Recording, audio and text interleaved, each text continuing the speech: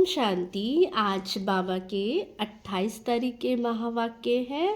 बाबा ने कहा, मीठे बच्चे, शांति चाहिए तो अशरीरी बनो।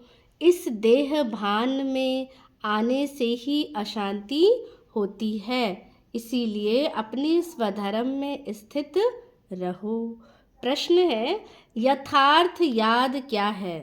याद के समय किस बात का विशेष ध्यान चाहिए? बाबा ने कहा, उत्तर है, अपने को इस देह से न्यारी आत्मा समझकर बाप को याद करना, यही यथार्थ याद है। कोई भी देह याद ना आए, यह ध्यान रखना बाबा ने कहा जरूरी है। याद में रहने के लिए ज्ञान का नशा चढ़ा हुआ हो। बाबा कहते अगर नशा कम रहेगा तो फिर याद में ठहर नहीं सकते, फिर याद क्या है, भटक जाएगी, भूल जाएंगे। तो बाबा ने कहा नशा चढ़ा हो तो बुद्धि में रहे, बाबा हमें सारे विश्व का मालिक बनाते हैं। तो हम सारे समुद्र, सारी धरती के क्या बनते हैं? मालिक बनते हैं। गीत है, तुम्हें पाके हमने जहाँ पा लिया, जमी तो जमी आसमां पा लिया। आज धारणा के लिए मुख्य सार है, विकर्माजीत बनने के लिए योग बल से विकर्मों पर जीत प्राप्त करनी है। यहाँ देखते हुए बुद्धि योग बाप और वर्षे में बाबा ने कहा लगा रहे, है ना। बाबा कहते भल यहाँ रहो लेकिन बुद्धि योग कहाँ लगा रहे?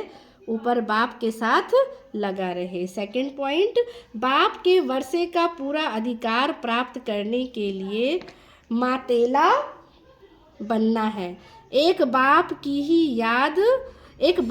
ही श्रीमत पर चलना है।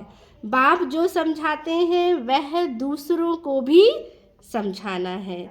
बाबा ने आज का वरदान दिया, दिव्य बुद्धि की लिफ्ट द्वारा तीनों लोकों का सैर करने वाले सहज योगी भव। आगे बाबा ने कहा, संगम युग पर सभी बच्चों को दिव्य बुद्धि की लिफ्ट मिलती है। इस वंडरफुल लिफ्ट द्वारा तीनों लोकों में जहाँ चाहो वहाँ पहुँच सकते हो। सिर्फ स्मृति का बाबा ने कहा स्विच क्या करो? ऑन करो, तो सेकंड में पहुँच जाएंगे। जितना समय जिस लोक का अनुभव करना चाहो उतना समय वहाँ स्थित रह सकते हो। बुद्धि की सैर करनी है कि बुद्धि से हम जहाँ चाहे, बाबा कहते 1 सेकंड में हम कहीं भी देश विदेश जिस जगह हमारा बाबा कहते हैं ना मन होता है वहाँ हम बुद्धि से पहुँच जाते हैं। तो बाबा ने कहा बुद्धि के द्वारा क्या कर सकते हो? जितना समय आप जहाँ चाहो वहाँ स्थित हो सकते हो। इस लिफ्ट को यूज करने के लिए बाबा ने कहा अमृत वेले केयरफुल बन, स्मृति का स्विच क्या करो? ऑन करो। तो स्विच को यथार्थ रीति से सेट करो, है ना। तो अथॉरिटी होकर इस लिफ्ट को कार्य में लगाओ तो सहज योगी बाबा ने कहा बन जाएंगे। मेहनत क्या हो जाएगी?